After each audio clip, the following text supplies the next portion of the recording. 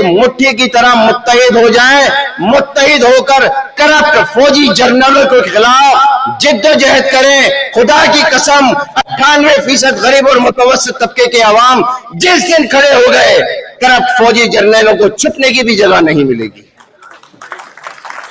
مگر مسئلہ کیا ہے؟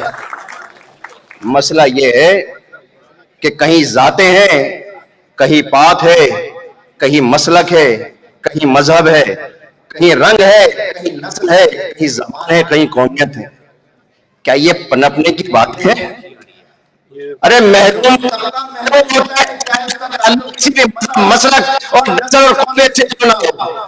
جب یہ ظالم، جاگیردار، وڈیرے، سرمایہ دار یہ سب متحد ہو کر ایک طبقہ بن سکتے ہیں، یہ حقوق سے محروم 98% مظلوم عوام ایک طبقہ بن کر اپنے حقوق کے لیے جد و جہد کیوں نہیں کر سکتے؟ انہیں اپنے حقوق کے لیے اٹھنا ہوگا، ورنہ غلامی کا توق جو پاکستان کے کرپٹ فوجی جرنیلوں، ضمیر فروش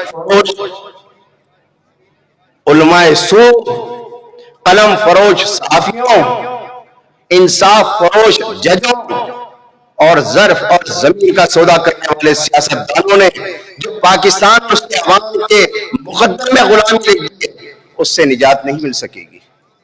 نجات کا واحد راستہ، واحد طریقہ یہ کہ اپنے صفوں میں اتحاد پیدا کریں، ایک دوسرے کے ہاتھ میں ہاتھ ڈالیں اور آگے بڑھیں۔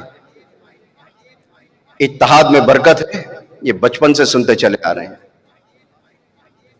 شرط یہ ہے کہ اپنے اندر عمل پیدا کریں، کیونکہ ہے عمل لازم تکمیل تمنا کے لیے، ورنہ رنگین خیالات سے کیا ہوتا ہے؟